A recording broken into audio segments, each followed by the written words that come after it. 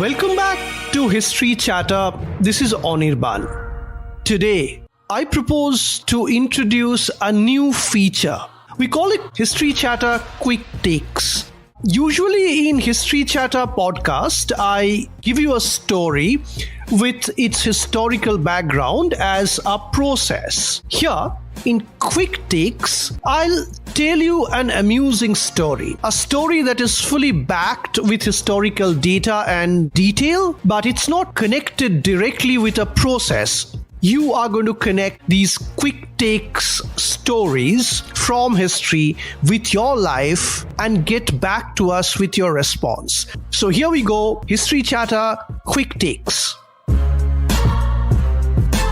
Now, this is a story about the bureaucracy. It happened sometime between early 1930s and late 1930s. The story was recalled by a senior bureaucrat who is now retired. He heard it from his senior, who had been at one point of time the vice chairman of Kerala State Planning Board. He related the story about a third bureaucrat who had been chairing a committee in Kerala for decentralizing the administrative setup. He had completed his report, but he got stuck at a point. There was this acronym LBA. No one could tell him what LBA stood for. So the senior bureaucrat requested his junior to deal with the matter. But no one in the state planning board had any idea about LBA. They found an officer who originally hailed from Malabar, and he suggested that his grand uncle, who had been at one point of time served as an office superintendent of the old Malabar collectorate, might know something about it. So this officer was sent for, and his grand uncle presented himself. His name was Muhammad Koya. He was more than 90 years old, but he had a sharp memory and enjoyed great health. So when he was asked about LBAs and LBKs, he actually reprimanded his own nephew. He said, "How dare you forget about LBAs and LBKs? Because your great-granduncle had been an LBK after all, while his two granduncles were LBAs. LBAs stood for Linlithgow's Bull Assistant, and LBK stood for Linlithgow's Bull Keepers. So LBAs were paid government servants, while LBKs were rather wealthy men of the world who were loyal to His Majesty." Then he related the story in greater detail. Lord Linlithgow was chairman of the first Royal Commission on Agriculture, which had been in operation in the early 1930s.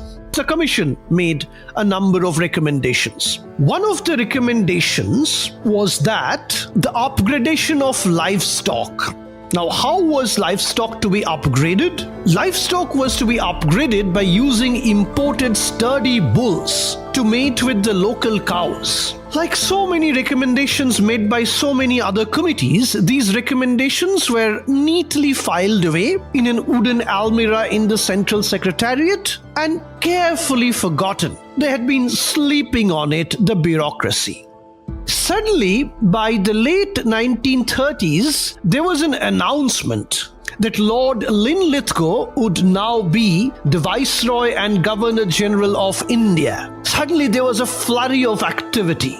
The usual slowness of the department was replaced by intense actions and attentions. So in those days, people traveled largely by boats, and it took nearly 3 to 4 months for a new viceroy to arrive from England to India. Now, bureaucrats are clever people. The agricultural secretary at the union government at the central level wanted to impress the new viceroy. So he decided to use this time gap for implementing as many recommendations of Linlithgow Commission as possible. He was hoping that he would receive some favor and he would be awarded with plum postings, as happens with all bureaucrats. So the secretary was assigned to Madras as an ICS officer. The governor of Madras was his friend at the time. So he requested the governor to select a number of loyal and wealthy landlords who would be willing to maintain the imported bulls to service the cows in their neighborhood villages and habitats. They would be the bull assistants. The bull keepers would of course be given some token subsidy for maintaining the virile and vigorous foreign bulls. Now, they should really look at it as a service to the king emperor. But how would the government find out the effects of these regal unions, the mating of the sturdy bulls with the village cows? Until, of course, there were another set of persons to carry out inspections of the calves, which would be born out of this great new marriage of conveniences. Therefore, a separate cadre of bull assistants were created to take follow-up actions. All this had to be completed before Linlithgow was to arrive within 3 months. Now, any new government proposal, as you understand, would take months to be cleared by the Department of Finance, Department of Law, and Department of Personnel. How to circumvent, to bypass those restrictions? So the harebrained bureaucrat decided to add Linlithgow's name to these positions so that people in finance or personnel or law could not raise an objection. So that really is the story of Linlithgow's bull keepers and Linlithgow's bull assistants. Simply because a bureaucrat wanted some favors from an incoming viceroy, a whole army of new posts were created, paid out of public money, and these keepers and assistants continued to receive their payments long after Linlithgow had come and gone. This is how, in India, public money would be wasted. So there is the first episode of History Chatter Quicktakes.